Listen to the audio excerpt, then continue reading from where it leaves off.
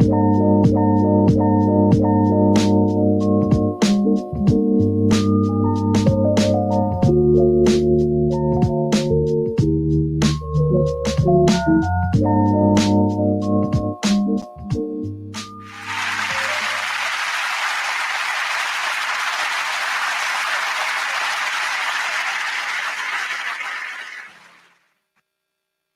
what's up? What's up, everybody?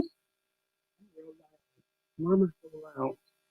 Maybe because I'm excited. Today's a great day. We have an awesome show. I just had to balance my camera. We have an awesome show today. We have a nice guest, Mr. Nick Brady. He'll be joining us shortly. Um, and today we're going to do the Vashti Blue Holiday Raffle. So we have all of our names. It started in we started with the last week of November, and everybody who made a purchase, um, you get a entry into the raffle, and then I'm going to pick out at some point during the show. I'm going to pick out um, a name, and that person will win a gift card worth $100. I believe it's like a Mastercard, um, a gift card, Mastercard. So yay! Shout out to uh, the awesome Philadelphian uh, who got me this shirt, gave me this shirt. We are great. So shout out if you got some shirts for me to wear, send them. Inbox me, get my information, and I'll definitely wear them for you. Uh, I love t-shirts, and they love me. So today, again, like I said, we're gonna have Mr. Nick Brady joining us. Um,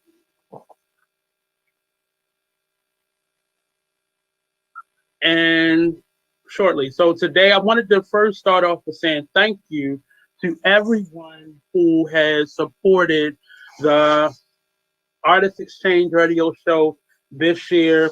This may be our last show for the year, um, or we may come back next Monday. I haven't decided. So I'll probably decide that by the end of the show, depending on how I feel.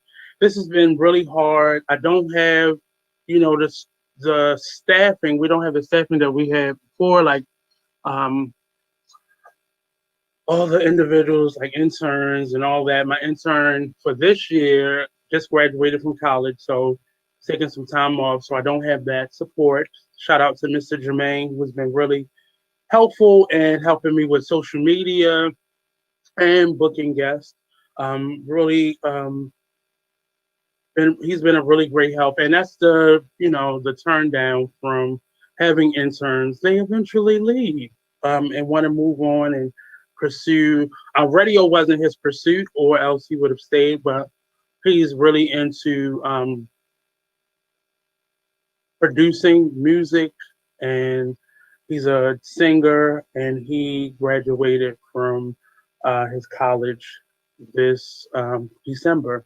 So shout out to him, congratulations, and much love. And he's going to actually come on probably when we come back as a guest and join me. But besides all that, thank you to everybody who supported me with Vashti Blue Jewelry. It's been really difficult being a small business in this time because with um, with all that we're doing right now in terms of like the coronavirus and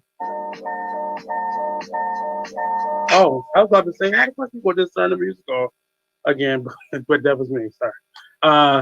Uh, but with everything that we've been going through with the coronavirus, with deliveries, with people being laid off and all that, the post office is blaming it on coronavirus, and that a lot of people at the post office, at the warehouse part of the uh, postal service, a lot of them contracted coronavirus. They had some layoffs prior to or midway throughout this point. And then, deliveries are being slow. I have things that I delivered the beginning of this month. Um, that people still haven't gotten their packages. I got stuff that I just delivered a couple days ago and it's at their house. So I don't understand what the problem is. And but I am talking to people who I know who live in other states, and a lot of people are having the same problem in terms of people who sell online, small businesses. But it feels like we've been impacted the most. But I just got news that FedEx and UPS stopped taking deliveries from some of the box stores like the Gaps and Old Navies and stuff like that because this is their packages. And I understand right now more people than ever have shopped online. I get that. But if you knew this was coming, we just didn't go on lockdown yesterday. We've been in lockdown since March. And if I would say even midway through the summer, you should have prepared yourselves in terms of your facilities, your employees, and I know everybody's not as they used to be, but I am a little upset that they didn't prepare better for for this, and they are really. I didn't. Let me say that right. So right now, hey, how you doing? I don't need C Fly. Kia. How you doing, Kia? C5. But I'm really excited that a lot of I'm appreciative, not excited, but appreciative that a lot of my customers have not requested refunds. Um, I know a lot of people who sell and they've been having issues with a lot of their customers requesting refunds because it's been weeks. I literally, on a third, oh, I think I took about 15 to 16 packages to the post office for it to be delivered.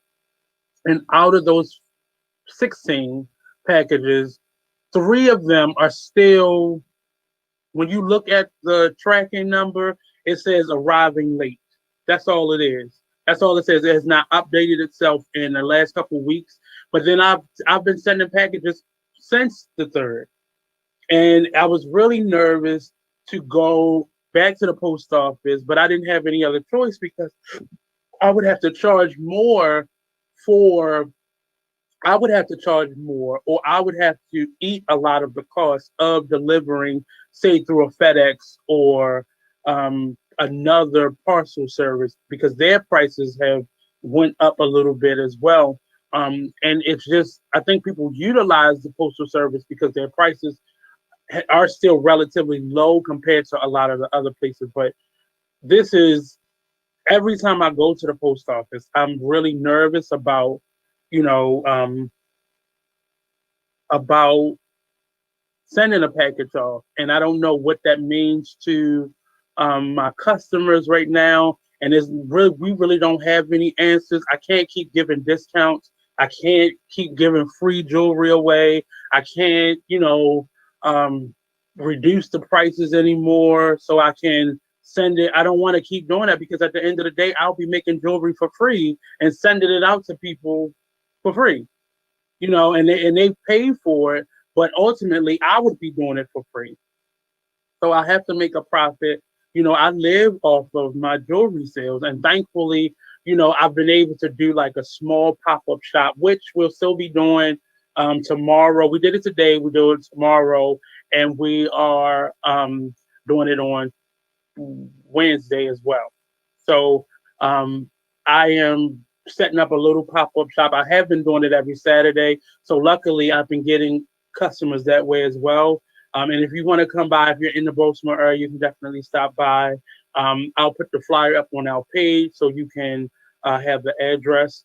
And it's a please wear your mask. I've had to turn away a couple people in the past, but I bought a couple masks for people who just don't wear masks, which is crazy still. But I'm just really appreciative for everybody being understanding. I think everybody's having the same problem because a couple of my customers have said they've ordered stuff from bigger box stores, and they're still waiting on packages that they've ordered last month. So I don't know what the rhyme and reason is for the delays because like I said, I've ordered stuff, I've sent out stuff, and the packages didn't get there, and I just sent out stuff and the packages got there. And a number of the packages that I sent the same day, and the people who are missing their packages are here in Baltimore. All the other packages that I've sent out throughout the United States, and I had two international packages. They've gotten their packages. It's the people here in Baltimore. So I don't know whether it's just a breakdown in the system here in Baltimore or, and like I said, I did talk to other people. So other people are having a problem too with slower deliveries, but this is like a hard stop, but I'm not going to get stressed out because I was very stressed out and I didn't know what to do. I was going to just shut down the website and just go straight to just if people could come by or if I mail, only local deliveries where I could go to the person myself. But again, that's cutting off my sales. But I don't want to jump off on that side because we're going through a lot of stress right now. And if you are a business person going through this, definitely call in 443-649. I'm going off again. Let me say the number again. Call in if you want to talk about any issues that you may be having with deliveries or this pandemic in general. Give us a call at 443-642-9403. The number's at the bottom of the screen, by the way. And just know we're also going live we're currently live on YouTube as well as Periscope. So tune in if you're on Periscope, if you're on YouTube, definitely like, share, subscribe to our Be Exposed page, and share out this show and invite your pretty guest. I got it. Thank you, sir. Thank you, director. But again, I don't know, this year has been difficult for me, but I'm definitely working on a number of projects, some grants, some proposals, and creating some strong connections with a lot of artists, both here. I'm working with some individuals in Atlanta now, and I'm just trying to do my best to do my best. Right now, I'm working on my book. This is in the book. This is just my journal. But I'm working on my book currently, and I'm really just excited about the possibility of what it will help. I initially started writing this book because I wanted to just right some wrongs or write about some wrongs. That's what the initial reason was. But right now, I'm just not rewriting history, but I just want to just give homage to a lot of my family, my friends, a lot of people who have been with me throughout all of this, who I want to take some time and just say thank you to, and just understand people go through things and we don't understand, especially as children, we don't understand what and why things happen. But as we get older, it becomes our responsibility to look back and move forward. And when I say that, it means look at the lessons that you've seen throughout your life from you, from other people, and just understand nobody's perfect. All parents don't get it right the first try, second time, third time, 10th try. But life is about making mistakes, improving on those mistakes, learning the lessons, passing on the blessings, and so on and so forth. And this book that I'm currently working on is my first book. I'm not saying like I got a string of books out there, but this is my first book. It's a horribly, horribly, horribly, horribly, horribly difficult process when you're writing about your story. It's very difficult to put into words your pain, your struggle, your story. It's people would just say, well, just tell your story. It's not that simple. And especially when a lot of your story involves other people, it becomes our story. And many people outside of yourself, that's how they take it. So right now I am starting the process of reaching out to family, friends, people I've been in relationships with that a lot of my stories are coming from. Thankfully, I have a really good friend. His name is Blue Waters.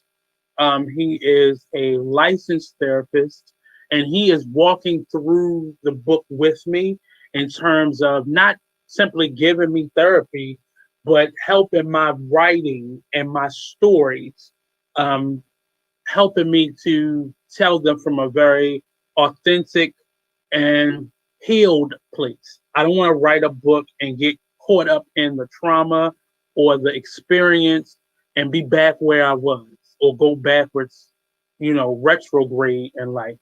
I want to move forward, and I want to use the book to really minister specifically to young Black men, most importantly, some young Black men, but men in general, and then people in general. I don't know who will be touched by this book. I don't know who the book will minister to, but I really want it to be a blessing and a lesson to a lot of people in terms of how to, or an option to telling your story. Everything doesn't have to be in a book. Everything doesn't have to be on stage. Everything doesn't have to be on a podcast. But a lot of us are finding as creators, this is a vehicle for us to not only tell our story, but to help other people who may be going through it. Because I've revealed a number of things, and I sometimes I don't realize how long I've been at Be Exposed, and it hasn't been decades, but the years have been really helpful because I've met a lot of individuals. I've met a lot of listeners. I've gotten a chance to meet a lot of people who listen to the show, and I'm just really excited about just the possibility that this book could help somebody. Or I've learned that my story isn't mine alone. That a lot of young men, a lot of children, a lot of individuals have gone through similar situations, and not all of us, have chosen um,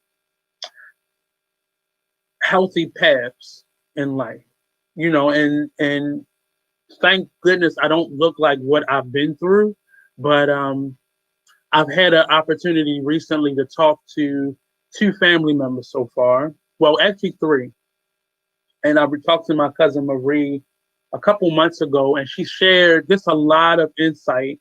And I know my family loves me, but it's difficult, growing up as a Black person in this country because we've had so many things put on our shoulders, and those things begin to be passed down from generation to generation, and they are preventable, but many of us are not on the same page to be able to work together to get through a lot of what we have been through. And I am very excited to get through a lot. I'm very excited to have this opportunity to have a vehicle to tell the story, to get through the story, to manifest some healing, and to be able to promote that and to push that out into the world. It looks like my guest is late for the day, so I'm gonna just keep it moving. So I wanted to also today I wanted to talk about this moving forward.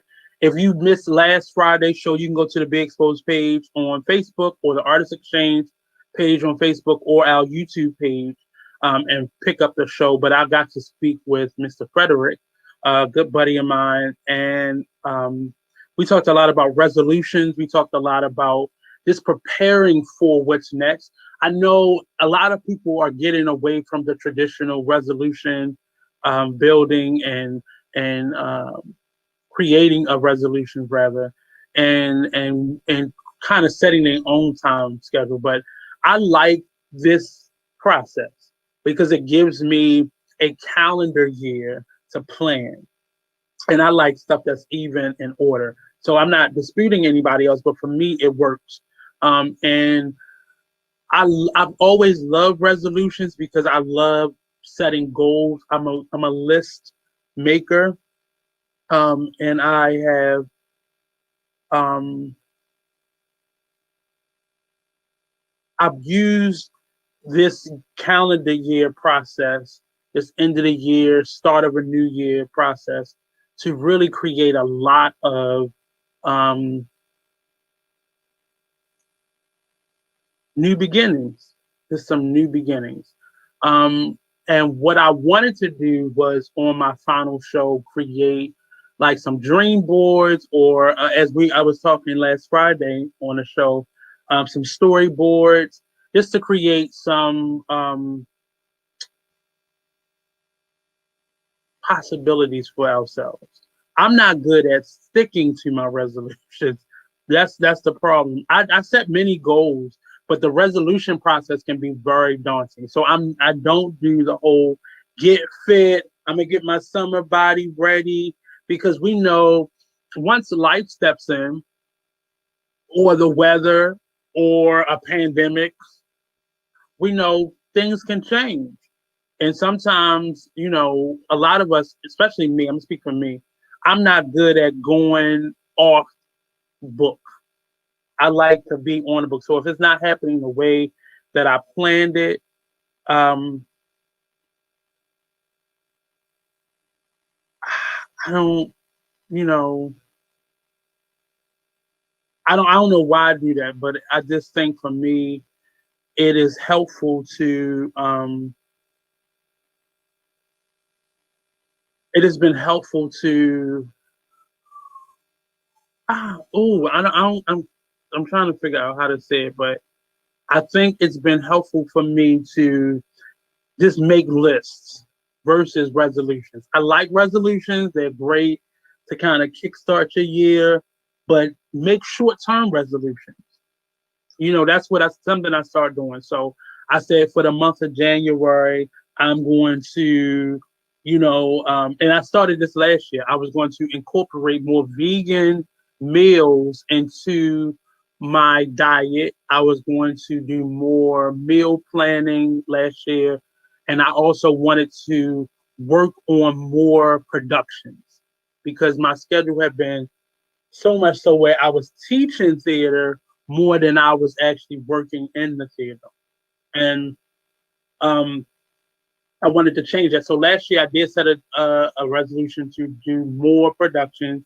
I said I was going to incorporate more meals, more vegan meals into um, my eating habits, my meal planning, and then I was going to focus on my health. You know, so I remember last January I set an eye doctor's appointment. I set a nutritionist appointment. I set a physical appointment all in the same week. And in that week, I went to all of those appointments, and I got this, what my bill of health was. And I set a plan with each one of those doctors that I have, and just made a plan to maintain where I'm at, or to improve where I'm at. And it was really helpful. But by March, the pandemic had hit. So I was left to like, oh, what am I going to do? What am I going to do? What am I going to do? You know, but again, it gave me more time. So I used the time this year to focus more on. I've been eating more vegan meals. I still eat chicken sometimes, but um, not nearly as much as I did last year. This time last year. I can say that honestly. I didn't even eat a traditional Thanksgiving meal as I often did, because we couldn't be around each other often. That gave me an excuse to eat a better, healthier meal. Um, in terms of productions, I did get to do a full production right before the pandemic hit. And then I got to do a number of virtual productions. And then I got to do one big production in August, where we virtually um, did a full out play in a space with just the actors and production staff. So I got to do, that. I started my book that was on my list. And this kind of transitions from my resolution to the list that I make. Every year the book is on my list of things to do. And this year I actually reached out to the editor, and I reached out to my friend Blue. They're kind of like my writing team. Um, and I've been on the process. Now, because of the material or the content that's in the book, I didn't really give all that I could, because it was mentally I had to really go through some things and think out some things in terms of what is important and what I wanted. So right, literally this week I have been really strategizing, and I've given this week to create a plan and a strategy going into next year on my writing schedule, on my plan, because May of 2021, the book, come rain, hell, or sleet, will be available. So now that gives me, what, 3.5, 4 months to plan and strategize and to create this work of art, this piece of me out in the world, and to birth this project. Um, so um,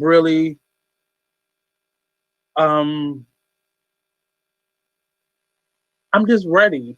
I think I'm ready to just move into it. And as I was saying, so the list that I create um, this year, and when I say I'm ready, I think I'm ready. I really am ready for the process. I've planned a lot. I have my team in place, and so now I know going forward how to schedule the time. So that's what I put on my list. What creating a book, um, what it's going to take, what my writing schedule will look like, myself, and I've been recording the actual um, process of writing this book, um, in terms of recording the meetings. So we're going to turn a lot of that into the promotion and marketing for the book. Um, and it's, if it comes out the way I want it to, I'm really excited for it, because I don't I never thought I would be able to do something like this and write a book. But and moving forward, so next on the list was, so I really focused on my health in terms of going into 2021, and creating a better strategy for myself and going even deeper into this new diet, this new way of eating, because I've learned taste is important to me, um, and ingredients, just focusing on ingredients and how to prepare the book. Now, next year may open up completely, and we may be back to almost where we were. Um, so that may mean, how will that mean in terms of prepping food and preparing food? It's just now creating that possible plan B in terms of meal prep. I'm not going to be working from home as much, probably. I don't know, but I am making plan Bs, a list. I love lists. So create a list and then create a plan B to that list, like a contingency plan if that doesn't work. Or if we open back up, I may not be home as much. I'm kind of on a fence right now on where I stand in terms of being an educator, because part of that process, now that we're getting these vaccines, schools will open back up. Am I really ready to go back into a school if that's the thing? And how will I keep my health up so that could be possible, or do I make other decisions? So um, a big part of my list is the show, making sure I'm not staying too long at the party, really planning for what could be next, what is next for the artist exchange, what can I do that I haven't already done, and just uh, making decisions that align with what my intentions were, and even doing a show. I'm not leaving the artist exchange or be exposed, but I need more. This has been one of the longest relationships that I've ever had. But what does that mean? Um, how does that change things moving forward? Do I want to move or change just the theme of the show? Do I want to start a whole new show? I've started two new podcasts. Well, one new podcast since this pandemic has started, and um, it's totally different from what I normally talk about. I'm enjoying that, but I'm also seeing where I want um, this platform to go. If you base that off for the last like couple months of well, this throughout this whole pandemic, the guests that I've had, they've been less. They've all been artists, but they've been less in the vein of me just promoting what they're doing. But we're talking about subjects that really affect us, and that's kind of where I wanted to go initially with this show. And it wasn't supposed to be just about interviewing. Uh, uh, it's not just going to be about. Oh, I just had a brain fart, but it's not going to be just about interviewing and promoting and marketing, but more so just really picking topics and individuals and people that um,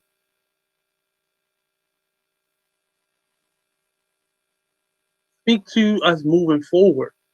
I don't want this to be the same. So I'm really right now, and this is what I do at the end of every year. I'm thinking about what is it going to look like in terms of how I market the show, what the little blurbs that I send out when I'm promoting each one of the shows. What are they going to look like? What are the topics going to look like? Who are the guests that I want to talk to next year? I definitely want to reach beyond what is comfortable for me and what has been comfortable for me. I've started doing that in terms of reaching out to people who I don't know, um, and who I don't necessarily have a direct connection to. Say they on my Facebook page or they're part of the Artist Exchange group page or such. Um, but I want to reach out to people who really are knowledgeable in this field of um, not only just art, but community activism, mental health, physical health, and really make this about that arc, that growth for me. So a lot of the things that I'm actually journaling right now, a lot of those things are are kind of in my plan of where I want the artist exchange to go. If you're not familiar with the artist exchange, if you're not familiar with how we communicate on this platform, um, I am. I would like for you to reach out to me. If you tell me what you need to heal or the things that you like listening to. Like I've been watching tons and tons and tons of podcasts and TV shows and films, just in general. But a lot of what I gravitate towards is things that make me better. I like to be entertained. I like to enjoy myself. Um, um, and okay, I got you. So a lot of where I want to naturally go as a man, as a person, is those things I want to implement. And this show has always been pieces of B, amplified in interviews and such. And I just got a note that we are now, are we live on iHeartRadio or do our shows live there? Talking to Marnie. But I'm really excited. This part of the year is what I love to do. I love to um I love to remarket and rebrand. I try not to do it that much throughout the year because I like to just play with the look and the branding of the show. But I know we kind of got off course, but um in moving forward with the artist exchange, I definitely want to make this platform useful, important, and not to say none of my guests before or none of the topic matters or the work that I've done up until this point have not been, but I think I shortchanged myself a lot. And okay, so our station will now be as a platform will be on iHeartRadio. So we're very excited about that. Um, but and moving forward, I definitely want to create things and create topics and create first of all, don't be putting that up on my face like that. But anyway, I'm just really excited about um everything that's to come, everything that is possible, everything that is um,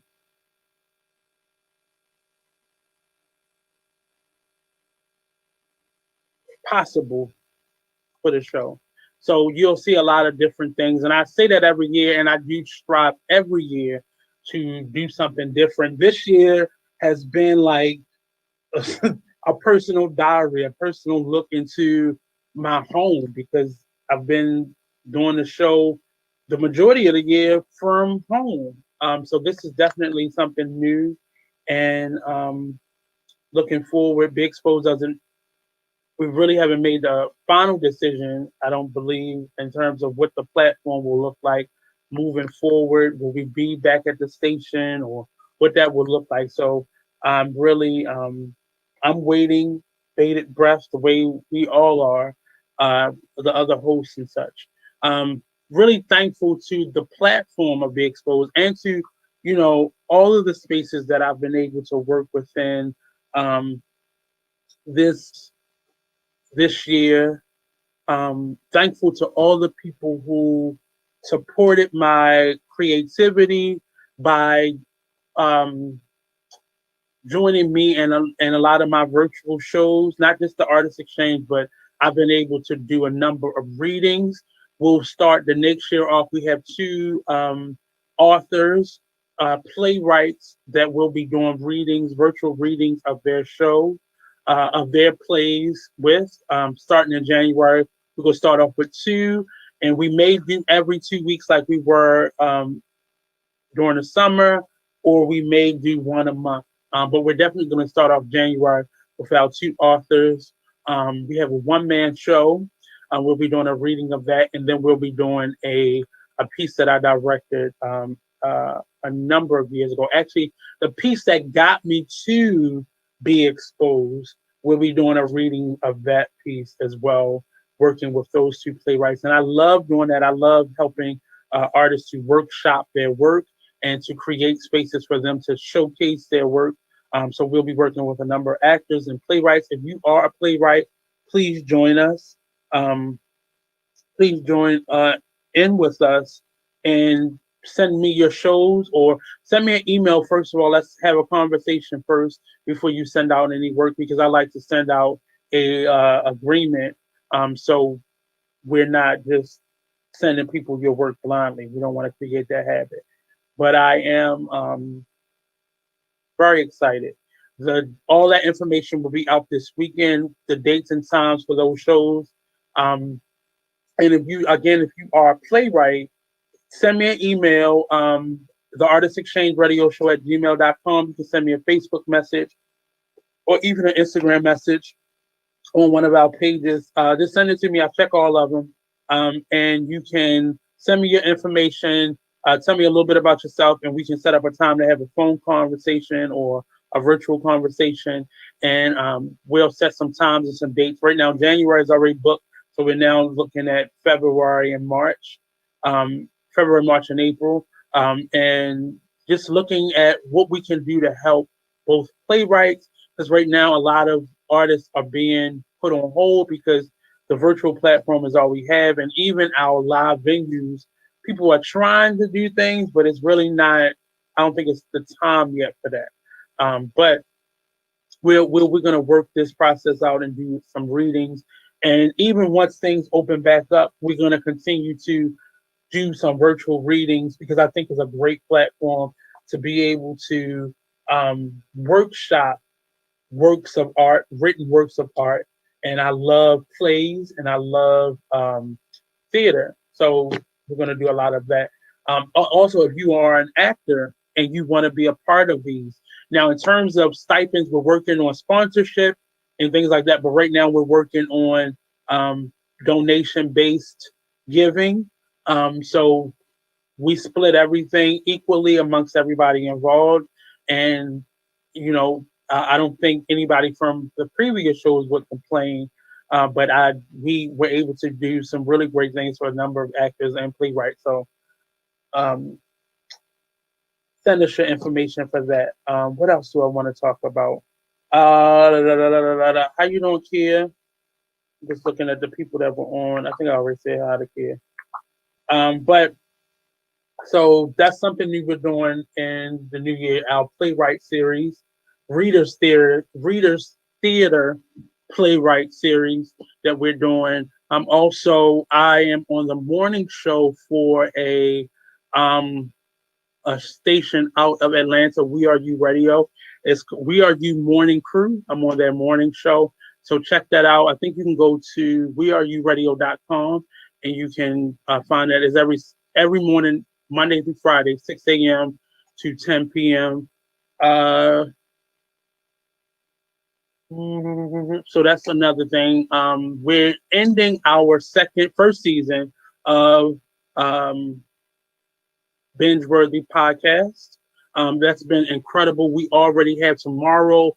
Our eighth episode will be premiering, and that is with a special guest, Mr. Black Chakra, aka Jacob Mayberry.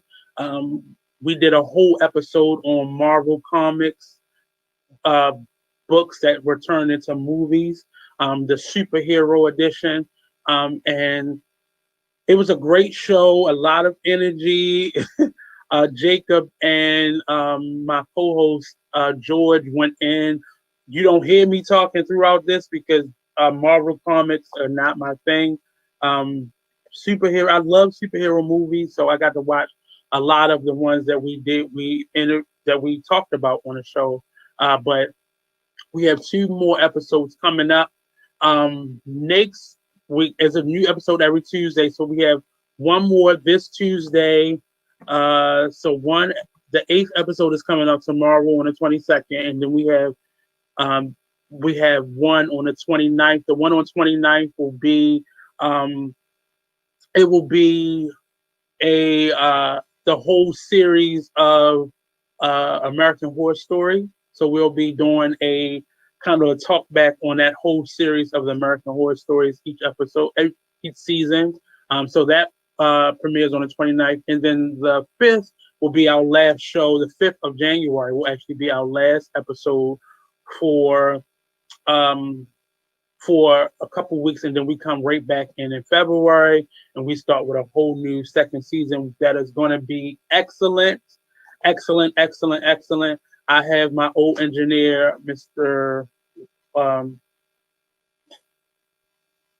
Mr. Lil Rick, uh, joining me, and that's not even. But I'm not even going to say nothing. But he'll be joining us, and the look of it, we were already playing with how it would look, and I'm really happy about how it's turning out. I've really been working hard on that one because I wanted to do something separate. I wanted to do something that's going to give me some energy, and we were just going to do 10 episodes, and then we liked it so much. The process of it was like, okay, let's just keep it moving.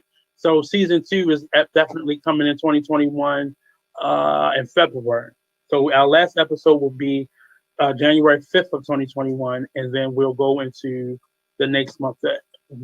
This this this year, these 10 episodes are pre-recorded. So starting in 2021, they may be live. So we kind of trying to decide what we want to do, or we just keep the regular platform or the process of the um, routine of a podcast. So we're playing with it. There's no rules in creating your own lane. So let's just jump out there. So that's every Tuesday. Look into that. The last episode actually. So on the 5th, that will actually be live.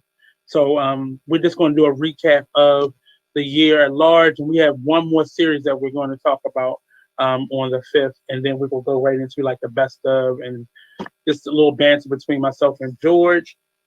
What time is it? So at 6, we're going to do the drawing. So stay tuned for that.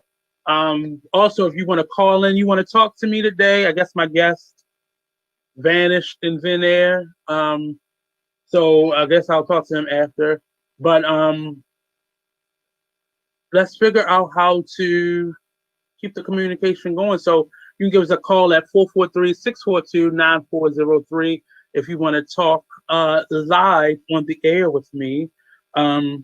And was that everything that was on my list?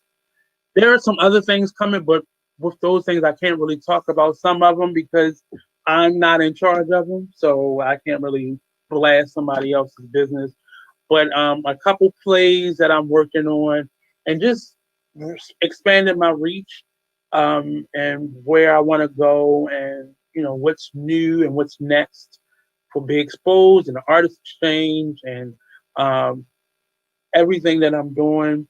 But I'll start this portion on the jewelry. So this year marks year number 12, since I've been doing Vashtabli jewelry, and I would have thought it would be much further, but it's supposed to be, it's where it's supposed to be right now. Um, it was never something that I've ever put in the front of who I am. Like, it hasn't been my main source of income, but I'm really excited about how Bashad Blue Jewelry has come to be, how far it's come. Just a short story on Bashad Blue Jewelry. Um, it was originally called Shirley Marie. Well, really, it didn't have a name. So I was just going to come up with lines of jewelry, and that's how I started doing it. So every spring, I would come up with a line. Every summer, fall, I would come up with a line of jewelry. So it didn't really have an official name. I started making jewelry while I was at Coppin State University. I learned to make jewelry from Missy Lane Foster. While in a theater group we were in, the director Roz had two little girls, who are grown women right now, which is scary to think about. To think about that. But Missy Lane showed them how to make jewelry just to keep them quiet and kind of calm throughout our rehearsal. And from that, I kind of learned some things. And then outside of that, Missy Lane would show me things that she would take me to bead stores and all that.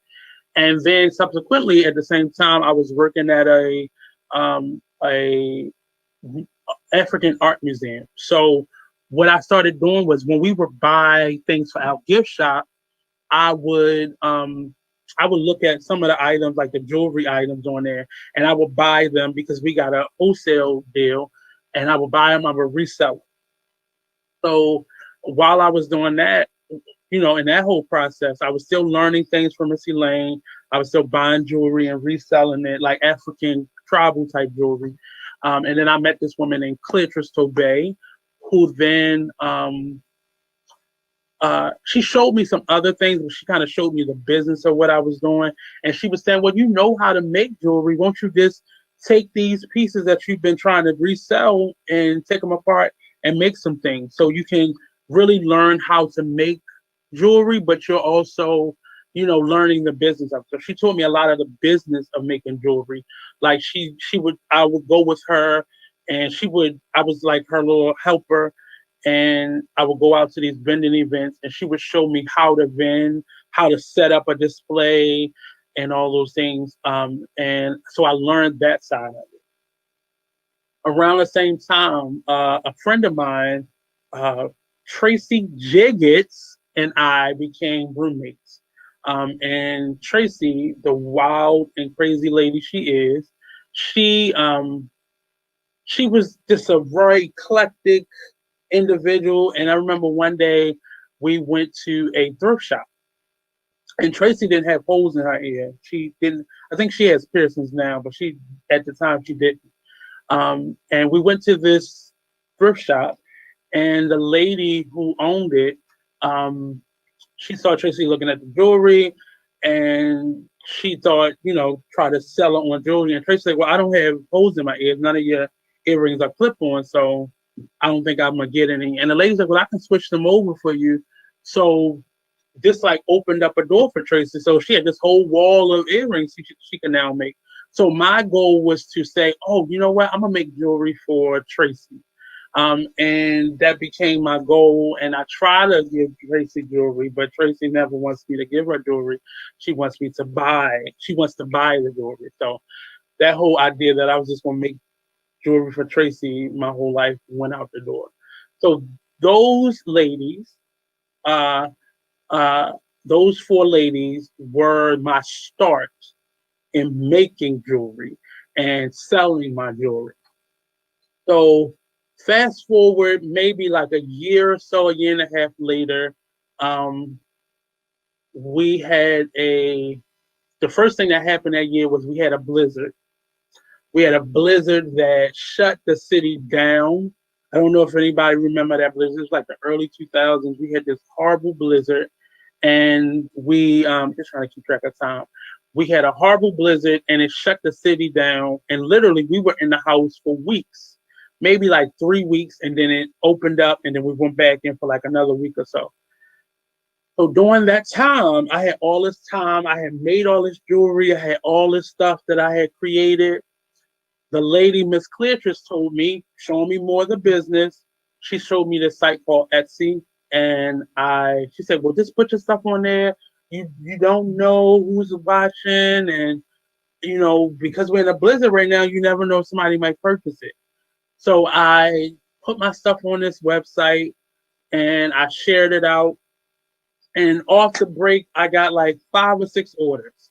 This by me putting up some raggedy images of the jewelry that I make, and people were buying it. I couldn't mail it right away because the city was closed down, but those first 5 orders was everything to me. Okay, now push forward to like maybe 2 or 3 more years later. At this point I have been making jewelry for maybe like 3 years, about 3.5 years at this point, and I would sell it while I was at college. In college, and people would invite me to their show, and I would set up a table. So it was just a little thing that I was doing. A friend of mine gave me a check for something else. The check was for something totally different, um, something else that she was helping me with, and it was over. So she had just given me a check for I can say the amount now. I never wanted to say the amount, but the check was for $400. And this friend was her name was Tanelia Ingram at the time, but she gave me that check at a crazy part of my life, and I held on to that check for almost a week. The following week, I was on vacation from my job, and subsequently, during that vacation, I got laid off. The job had closed down for fear that a union would be started. So in the middle of this week, I'm on vacation for maybe I don't even think it was 3 days yet. And I didn't know. So I was getting a paycheck, my last 2 paychecks from that job. And then we got a severance pay, and I had this money. So I was like, what am I going to do with this? And something in me said, go register the business. I had always wanted to register the business, but when you're working from gig to gig, you you normally use the money. You're not, artists aren't the best at saving money. A lot of us aren't. There are some that are, but a lot of us didn't come from a business background. So a lot of us not really understanding the money you make needs to be find a portion to pay yourself, but the rest of it needs to be reinvested in your business. So I was paying bills and eating and doing normal 20-some-year-old stuff with my money. And I kept saying I was going to do it. I was going to do it. I was going to do it. And I registered the business. Um, and because me and Missy Lane had just started going out, we decided to go to the flea market to set up a stand at the Patapsco Flea Market here in Baltimore. And they told me I needed a license. So I had this check. I was like, I'm just going to go for broke and just go get my business license so I can sell out the flea market. I didn't think anything beyond that. And so officially, 12 years later, since that date that I registered the business, thankfully to Tanelia Ingram for giving me that check for $400. I'm still in amazement. Um, and I took that, I registered the business, and it was my first official like business. We all have had businesses where that wasn't legal businesses, but for me, it was just stuff like art stuff. It wasn't nothing illegal, but it was. I felt so good. So whenever I would set up. I had enough money to register the business, start a business bank account, and go buy some business cards. I used every red cent of that $400 um, to start my business. And I was very excited. So I had my business cards, and I'm mad at myself because I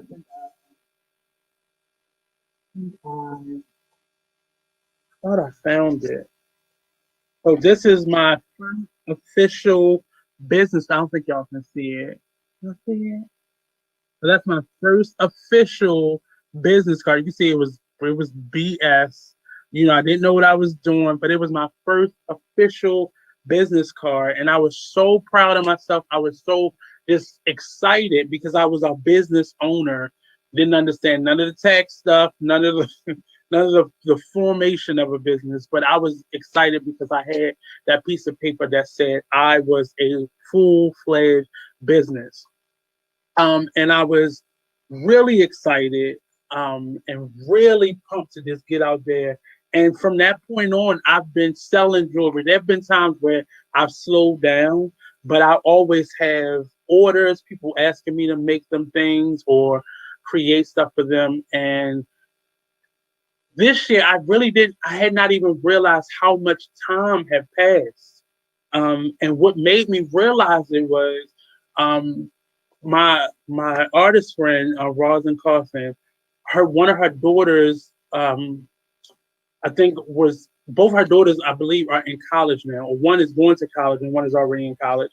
And she was talking about it on social media, and I was like, "Dang, college!"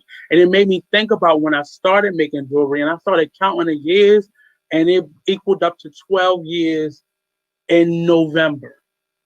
And I was really, really, really, really like pumped.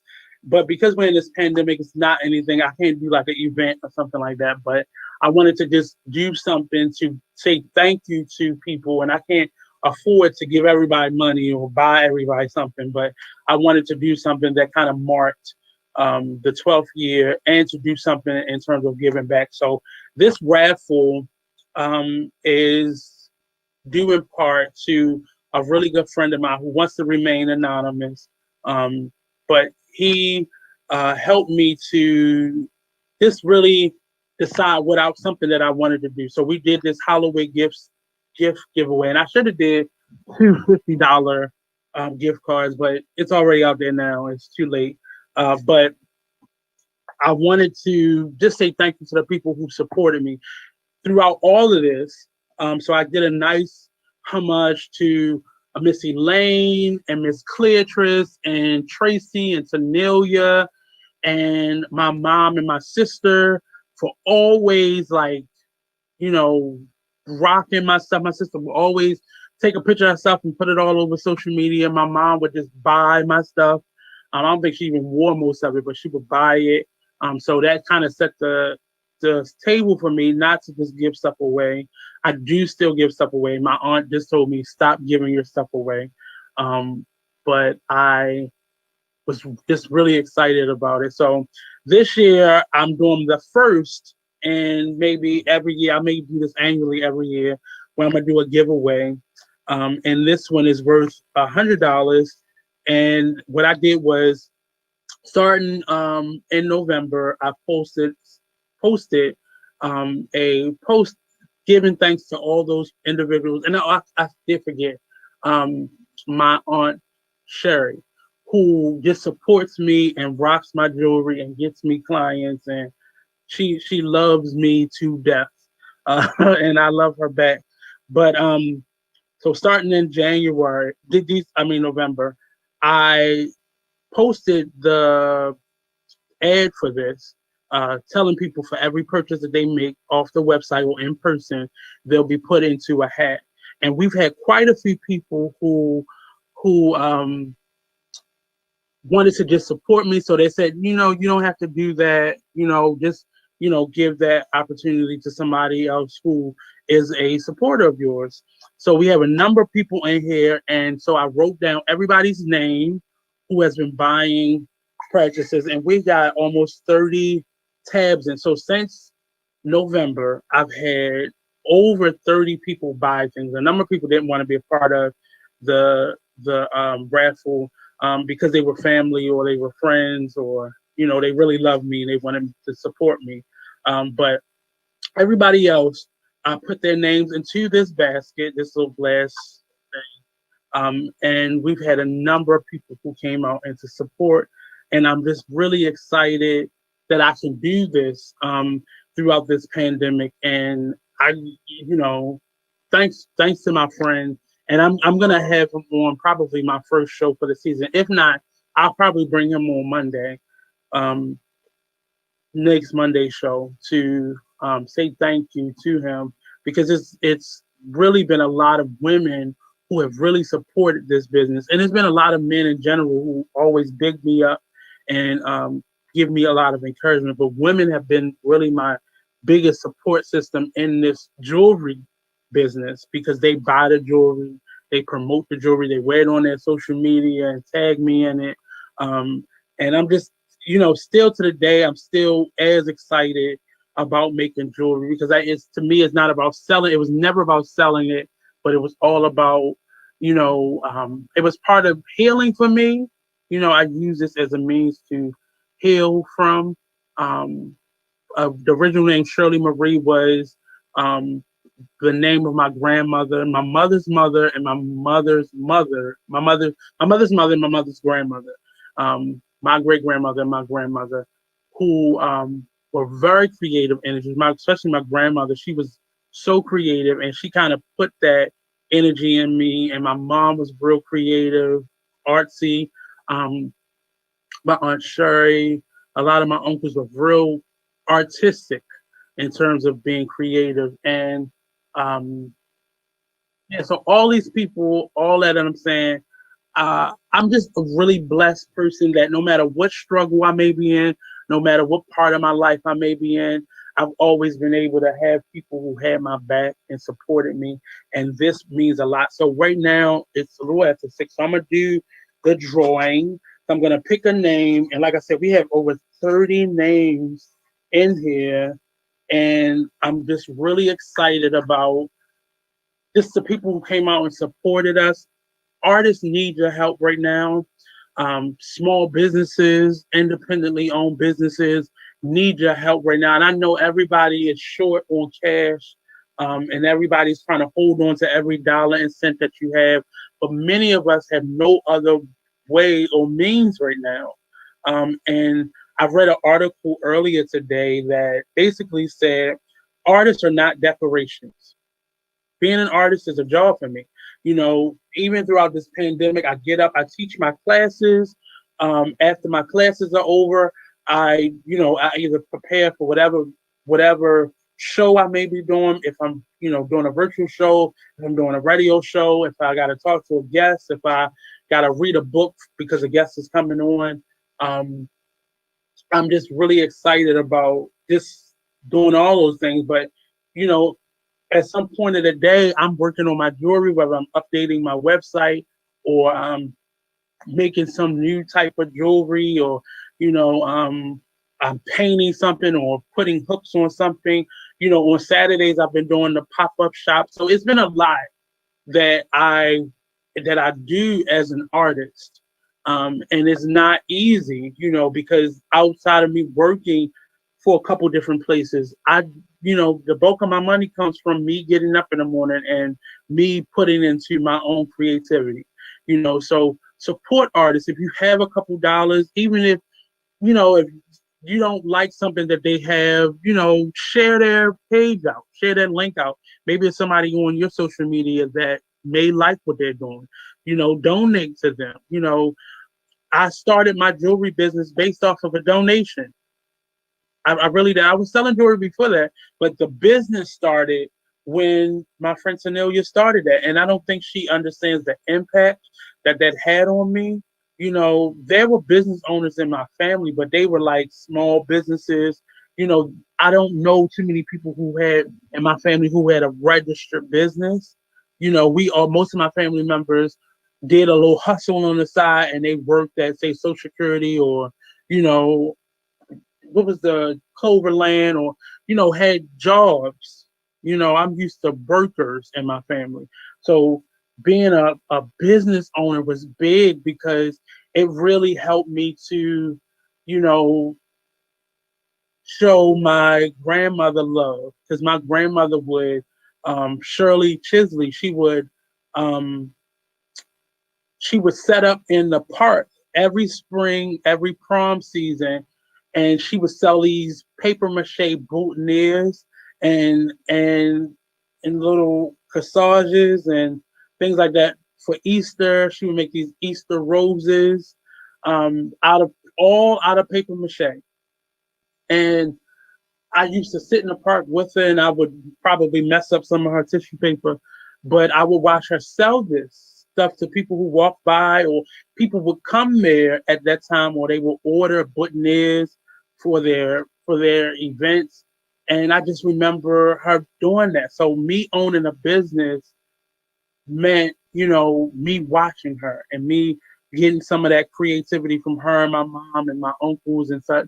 And just passing that on. You know, now, you know, my sister has her own business, and I have another cousin who has her own business, and one of my cousin Brandy started a redecorating your UGG boots. Like she does these distressed UGG boots. My sister owns a accessory clothing. Another one of my cousins just started making bracelets. My cousin Shantae makes these incredible bracelets. And I think I have one more cousin that's selling like scarves. And then my cousin, another one, because she's like an event planner. So she makes all these event items and like these themed party decorations. So all of that to say, you know, I'm not saying I started it because they all are their own people, but I just remember not having that and having that business meant a lot to me. So I wanted to give something back this year. So I said all that to say, so I'm gonna pick a name. Without looking at it, I'm gonna just push it around a little bit and pick a name. So you just see me picking a name. I'm not looking at what I'm picking. And oh wow. So Diamond,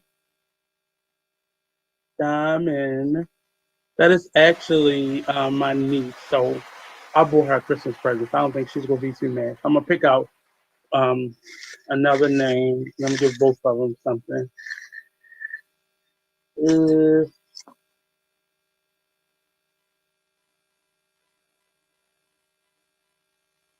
Miss Nadine. Miss Nadine, I believe she is in, I want to say Texas, Fort Worth, Texas. Miss Nadine. So that's our winner, Miss Nadine. And I'm gonna give my niece something special too, because yeah. But Miss Nadine is the winner. So Miss Nadine, I'll be getting in contact with her. I don't believe she's watching right now, but I'm going to. All of them would send out a notice to say that they will be in the drawing, and that I'm gonna send her her gifts. Also, and thank you to everybody who purchased a gift, who um, supported me, came out to my pop up shops, who continues to support me, who continues to love on me, who continues to show me love, both locally and, you know, throughout the United States and beyond. And I'm just excited. I guess my guest just canceled on me and didn't tell me, so he's not coming. So for the last of this, I want to, Marty, are you there? Yes, I am. So in terms of us moving into 2021, is there anything that any possible shows should know, or any information you wanna, As far as new shows, yeah, in terms of what we're doing, because you know some people still are used to us being in a station. hmm So I know you haven't made the official decision, but in terms of coming on or what you're looking for, or what should they expect, or should they get used to us being like this? Well, I hope for the last 8 months they are used to us being like this, but I still haven't made a decision Right. as in regards to the station itself, as far as a physical address. Hmm. We still have our physical address, I can say that, but I haven't made a decision. I should go live there when I go to the post office. We do have a lineup of a couple new shows that are starting in 2021, Hmm. coming very soon, Yeah. including one person that's returning because we have a lot of those requests lately. Yeah. Yeah. I think 2021 is going to be exciting. Everybody, it seems to be on a different wavelength But now that 20. we, got rid of who. So everybody seems to be happier. Right. It don't like I'm not happy yet because a lot of our official new leaders aren't in office In yet. office yet. They're not administering at the moment, right? Until So January I'm 20th. still. How do you feel about this $600 stimulus payment? I think it's a slap in the face. I do think that Yeah. anything under $1,000 is a slap in the face. And I'm looking at some of those people who may have voted for Mitch McConnell. Mm-hmm. I think Because one thing for sure is that it should have at least been a mortgage payment amount or a rent payment amount, and $600 is neither of those. and I'm just for you to go back and forth all this time for the last like 6 months, and this is what you come up with. You should have been at least able to give somebody a month of free rent. It's as Now, simple as and that. included in that is they're putting a moratorium on foreclosures and evictions. That doesn't help. They still got back pay. Right. But that's not to say like I know the PU pandemic unemployment PUE insurance it was over this month. Yeah, And 1231. what they're trying to do now is create a lot of uh, bills that would prevent Biden from restarting a lot of, say, the pandemic unemployment insurance. So that insurance was for, say, waiters, bartenders, event staff, um, artists who did not have W-2s. Mm-hmm. So anybody who did not have a W-2, that's what the pandemic unemployment supported. So that ended this month, but they're trying to create legislation that will prevent him from being able to bring that back. Um, and I don't. It's not going to fly. They would need the majority of Congress to go with that, and I doubt that'll happen. Not at this point. We're still waiting on. We're still waiting on Atlanta or Georgia rather. And well, no, it still would take a majority. Like if he vetoes what they're trying to legislate, it would have to be a majority in both houses to get his veto overturned, and he doesn't. They don't have that. And for Georgia to determine who their senator is going to be. Right. But what I'm saying is it would take 75% of both houses, a majority of people on both sides of the aisle, to make a veto that the president says if he vetoes their bill, it would take 75% of each house to overturn his veto to get that through. And it's not going to happen. I'm nervous. One, because I'm an artist and I'm a business owner. Like I am my own business. Mm-hmm. So I'm very nervous about moving into another gear because, I've been leaning on what savings I've had this year. Even though I've been able to work, somewhat consistently throughout this in terms of being in the school system.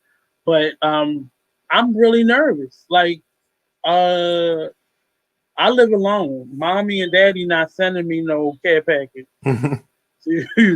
to cover what that $600 is not going to cover. Mm-hmm. So I'm really concerned with the majority of people possibly. I mean, with the evictions and stuff like that now will be put on hold again and foreclosures. But you only giving them $600. That's not going to help the people that's already been evicted. Yeah. for the past 6 months. And that confuses me because I was hearing that evictions have been going on throughout all of this. Yeah. So Well, they started back up in June because you couldn't do it up until June. The last package ended they in June. they just extended here because it was Yes, our governor extended it here. okay. So it was still up to the governor. So that Mm-hmm. people were still being able to be evicted. Right. And I'm just saying a lot of reports from landlords, and I'm not saying complaining, but if we all shit, it's not like people just decide not to give you anything. Like Mm-hmm.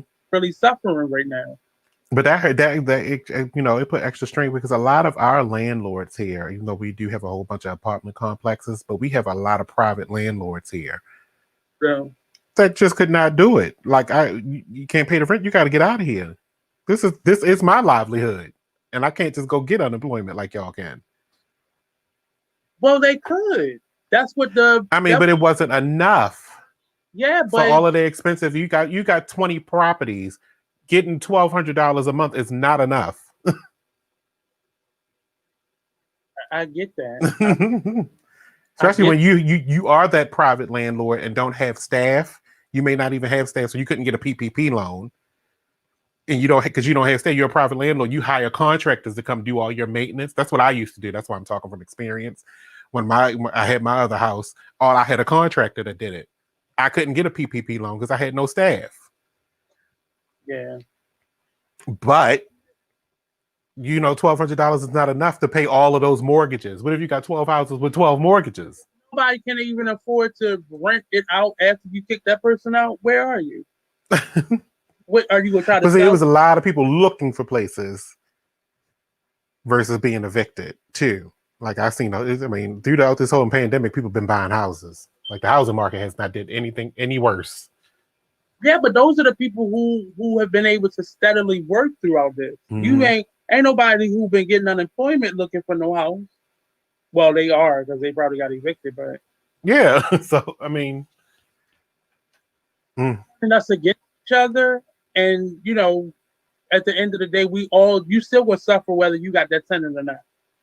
You will suffer whether or not you got that home or not. So right, yeah, but like I was saying, unemployment does not help them with their 12 houses. They got their own small business that they can't even do anything with, but they got their bills ain't gonna stop. Although they do get them, they got the moratorium. If they had mortgages, they did have the moratorium that helped them in that way. But it's still back now. They backed up. They worse in the hole. right, yeah, and I don't know who to blame or who not to blame, but it's just hard on everybody, and the And that fact that moratorium ended a while ago, as far as the mortgage thing here. Oh yeah, I, my mortgage company was like, it's time to start paying again. Thank you. it ended in the fall though. Yeah, Like like in September or something like that. They gave us like 3 months, yeah, I'm just but I didn't do it because you're not going. I'm not. No, I'm not going in the hole. yeah, but you still were getting a paycheck throughout all of it. Your paycheck didn't change throughout That's all of it. A that's true. lot of people didn't. I don't think it's just people saying it. I can see it. You can see it. You see That's true. it on other jobs right now. It's just I don't know how to.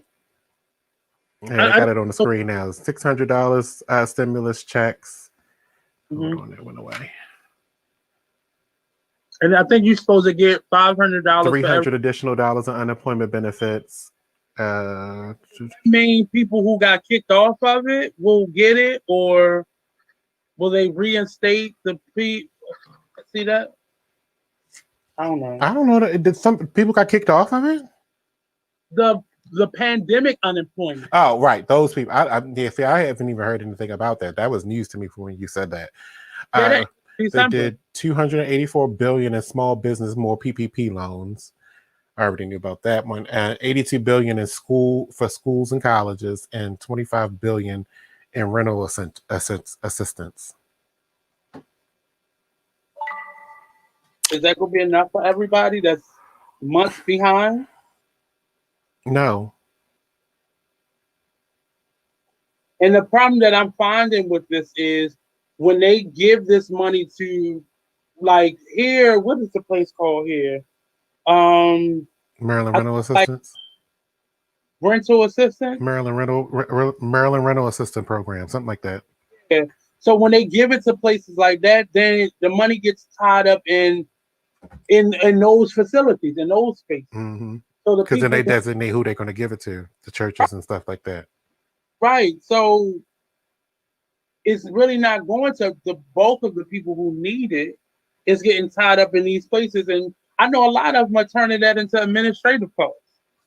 I know they taking money off the top of that and putting it into the administrative cost. I have no choice. If you got employees that are working, you got to pay the employees to do the work. But that's my point. If this money has been set aside to specifically help people, and it's not enough to go around as it is, and then it still gets shrunk down. To Mm-hmm. understand why you just can't submit when you submit to unemployment, how you submit to unemployment, and get all those things. What do you need? Okay, these are the things, and send in the proper paperwork that proves that you need it, instead of it going to all these agencies and get it That getting sounds too much like right. Yeah. done. Government don't work that way. And that's the part that that's my point exactly. Like it's the part that I don't know. I'm nervous. If I could tell you the process I just went through with my day job and them updating their grant system, goodness gracious. It was like, okay, we're going to do this to streamline it and make it better. Turns out to be the same damn thing. Yeah, you just reworking it so it works in your It favor. did. And they just created 2 new websites and made it pretty. Still two sites instead of combining the 2 sites into one to streamline everything and make a process simpler. No, still 2 sites. You got to do this over here, do this over here. And we just made the site prettier. Yeah. So it looks like they did more.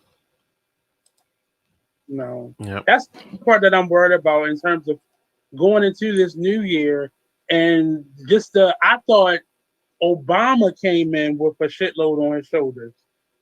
I can only imagine. I hope that man don't die in office because I think he'll make it. I think he's going to make it through his first term. I don't think he probably won't do another term, but he'll probably have everything in line for his successor. I'm just looking at how they age and what is he going. I don't even want to talk like that because we knew that going into this, but We talked about that a long time, a lot. yeah, but it wasn't this bad when I think the conversation was going on before, Mm-hmm. but just to know how much this man is going to leave on people's shoulders. And he will be okay. He's going into a life. He left. He's leaving it right now because he's not doing work. He's not working. He's not doing anything. Every time they talk about his schedule, they say his schedule is clear. He has no appointments, no meetings, no nothing. He's not taking his daily security briefings, anything. He's not doing nothing. And I don't know if I blame him. I can't blame him for that part. Like, don't do anything. Don't touch nothing. If you don't touch it, it won't break. And part of me is I'm feeling the same way. Break apart because Ray's already broken right now. Let him not do nothing because the only thing else he could do is sabotage Biden as he gets into office. Let him not do anything. Sit still. Look how much he's already put on this. As a matter of fact, here's this roll of packing tape. Use this box and put all your shit in it. He created these out of control. Not him creating it, but he's pushed for the creation of these vaccines, and then it's going to be on Biden's behalf to actually apply them, mm-hmm. get people to take them. So, it says at the bottom of the screen right now that Biden took got the first vaccine dose today. Oh, it says does. Why you take that shit, Biden? It's supposed to say first dose.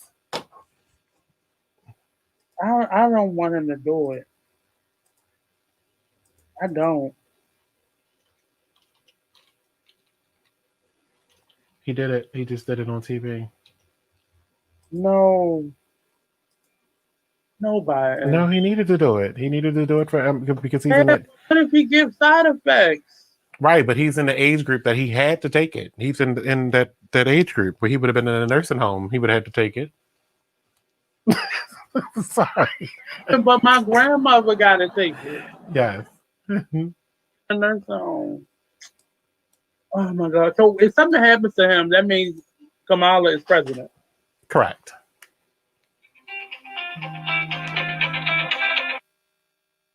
I can live with that.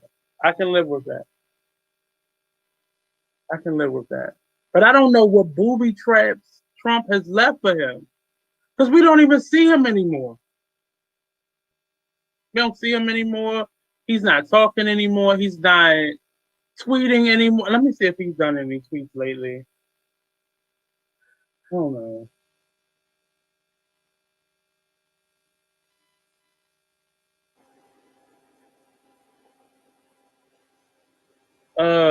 Trump. Huh? That's you. You think? Yeah.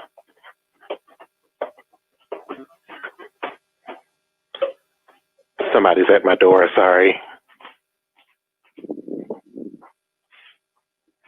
He's still trumping, but he's more. I say he's still trumping. He's still tweeting, but he just sending out like, Thank you so much.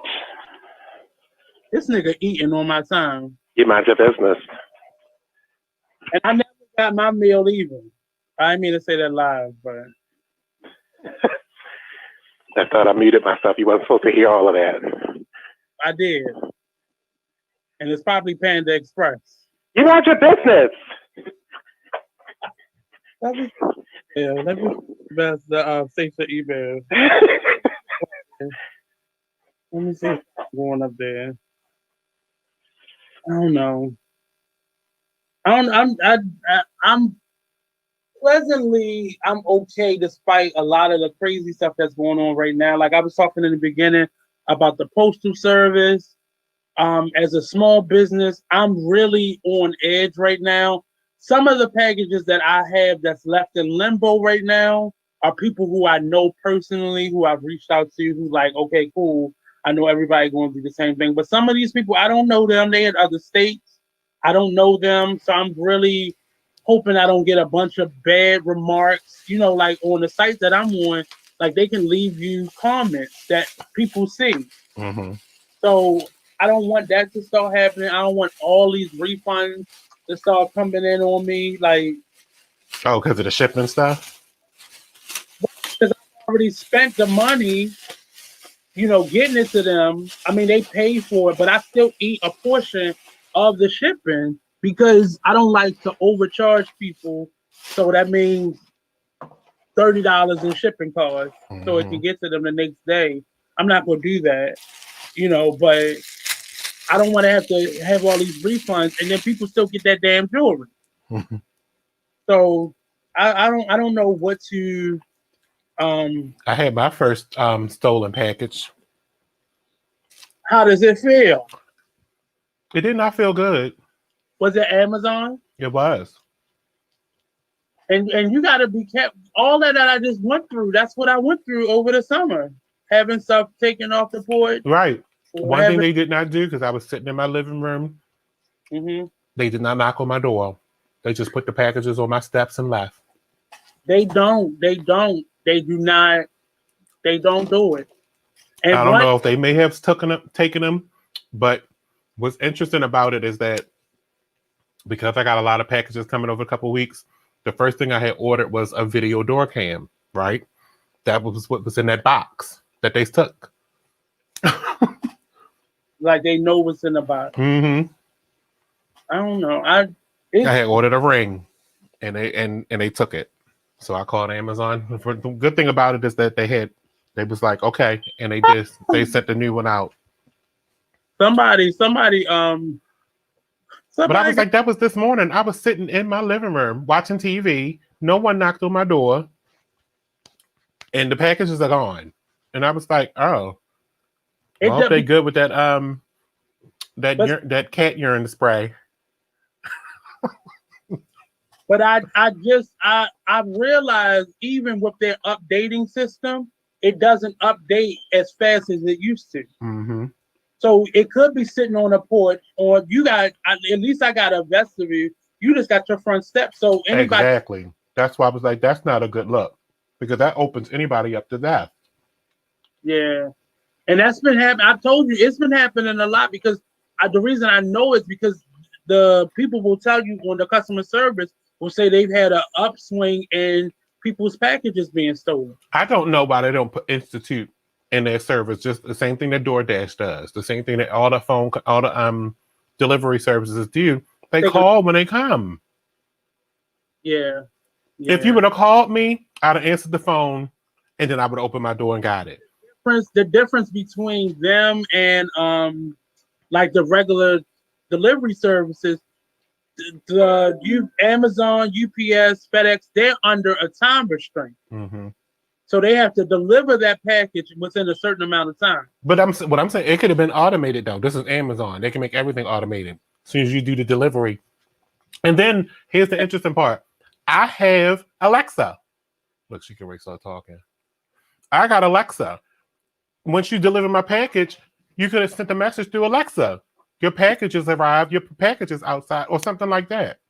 Yeah, or just ring the bell. Like, I don't understand. It's on my account that I have Alexa. You know it. It's Amazon. But do you have one that to ring the bell on? No, I don't have a bell. They stole it. And what really pisses me off is that these boxes that they have like at supermarkets and stuff like that, you can't ever get into them. They're always booked. Or the lockers. You're talking about the lockers. Or they're not large enough. They're not large enough to hold your order. Mm-hmm. The order. So I had started doing that. But like for my groceries, they can't put groceries in the locker. Right, that'd be bad. They gotta deliver that to the door. And some of the packages, like you said, they don't. I don't know if they only put one package in each one of the lockers. Like, I don't get that. So depends on the size of the package. Right. Okay. Yeah, I hadn't really even used my Amazon since they reinstated it. I've used it on groceries, but that's about it. But that's because the grocery person is like the regular delivery people. They'll call you when they're outside. Mm-hmm. But Amazon itself doesn't do that. Just the grocery portion does. But they don't. So I think that's very dangerous. And if you get a certain amount of stolen packages, or I think the lady said if it goes over a certain amount, or if it's a certain amount of packages was in a certain time period, they will shut your account down. And that's what happens to me. So yeah. I used Amazon a lot this weekend. And I was highly upset when I went downstairs. When I actually had one upstairs and came back down. And when I came back downstairs, I was like, I looked at my phone. My package has been delivered. And I opened the door up and there was nothing out there. So I don't know who stole it. So I went and knocked on my neighbor's doors. And they was like, they ain't seen no packages. You start looking at people's doorbells now. If you see that fucking if I see a ring cam all of a sudden. We're going to get in there for snatching somebody's doorbell. But I was getting there for that specific purpose. So I can have people, when you knock on my door, when you ring my bell, when you put something out there, it'll automatically tell me that somebody's at my door or on my front because it's got motion detection. Now, see, I don't want to say that, but I thought about. I wanted video of the theft. Yeah, I thought about sending stuff to the station, but you still ain't get back. You still ain't get one of your packages. 2.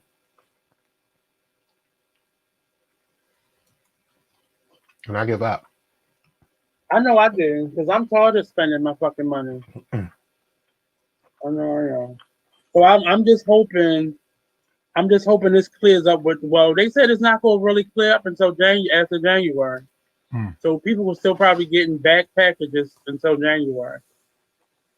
The end of January was. Right.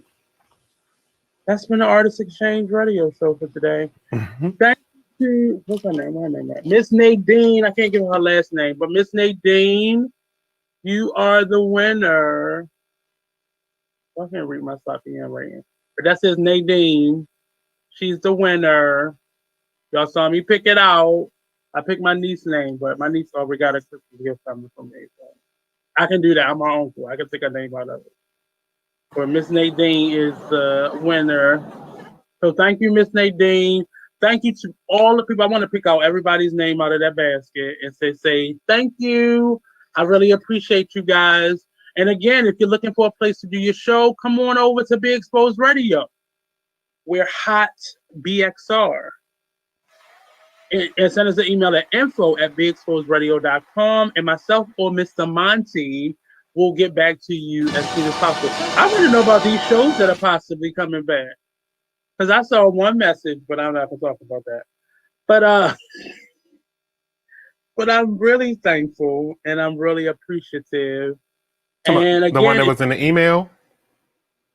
No, I saw one of the conversations that you had started in the messenger on Facebook.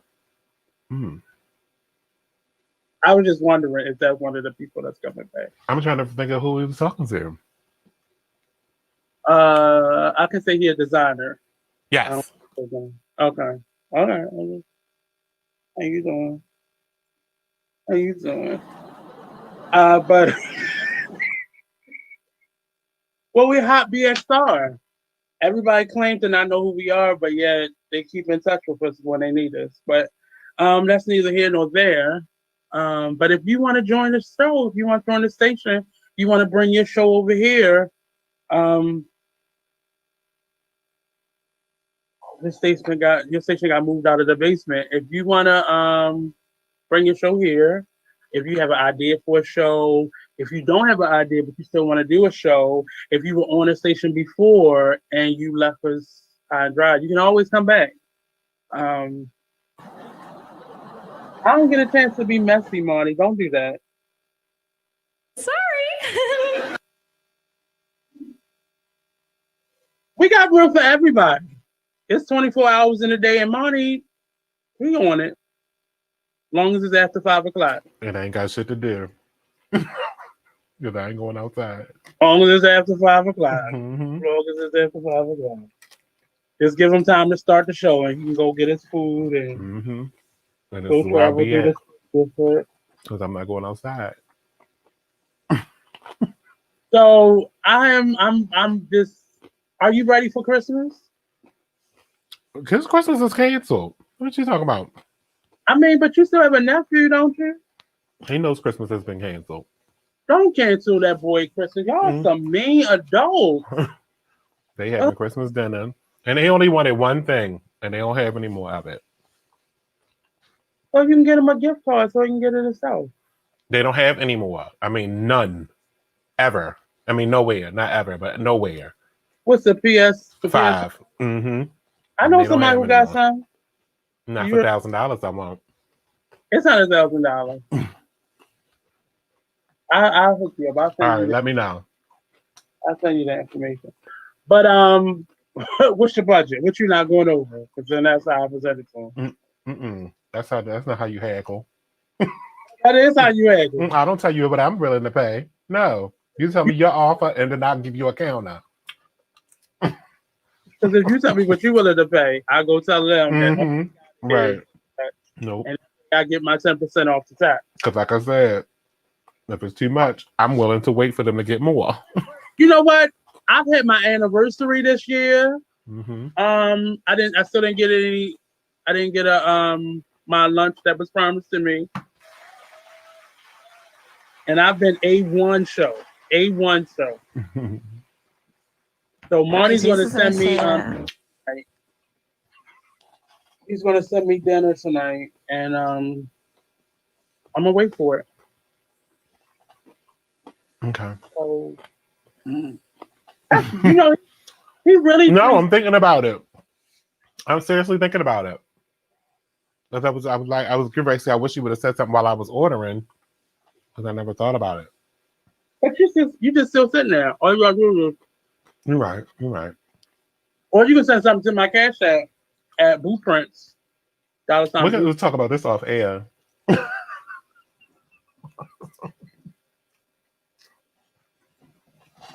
I'm just saying. But I did say goodbye to everybody, and we still was talking. But peace out, everybody. Don't forget info@Be Exposed Radio. You see our Cash App information on there. We're now on iHeartRadio. We're on podcast. YouTube, We're on just Facebook. about every podcast service at this point. I only got one more that I reached out to, and I can't What's remember the name of it right now. Oh, Oh. Pandora.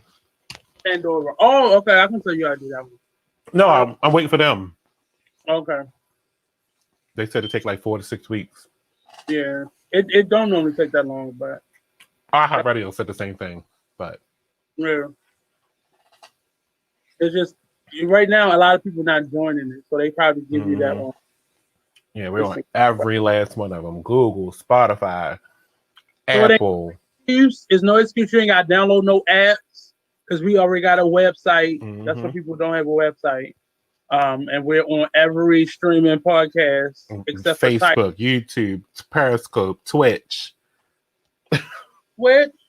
Twitch. Shout out to Twitch. Don't do that damn Clubhouse thing. I think you have to have an iPhone for Clubhouse because it was so whack. It was basically a chat room. That's the Clubhouse is a chat line. I like Twitch website. Twitch website is everything. It's just nothing but videos. It's not even. I mean, YouTube ain't nothing but videos too. But it's different because of the interaction. Mm-hmm. The tipping factor that you can tip somebody immediately. That's kind of like what Facebook do, but you got to, their criteria. You got to meet that criteria to even start getting tips. Like, why is that? Is it like coins or something like that? It is like coins. Yeah, a bunch of sites are doing that now. Mm-hmm. A bunch of sites. Facebook has that too, but you got to have a certain amount of criteria for them to get them stars. That's what they call theirs. And they're making it difficult for people to get to that point because that's how YouTube is doing. I'm about to give up on YouTube for that very reason. Because there's no point. That's why everybody's leaving those services. I mean, they post their videos, but just to post their videos, but they go other places for their monetary value. Yeah, because I'm tired of doing everything that I can do. Anyway, bye. Okay, bye. See y'all later. I might come back next Monday.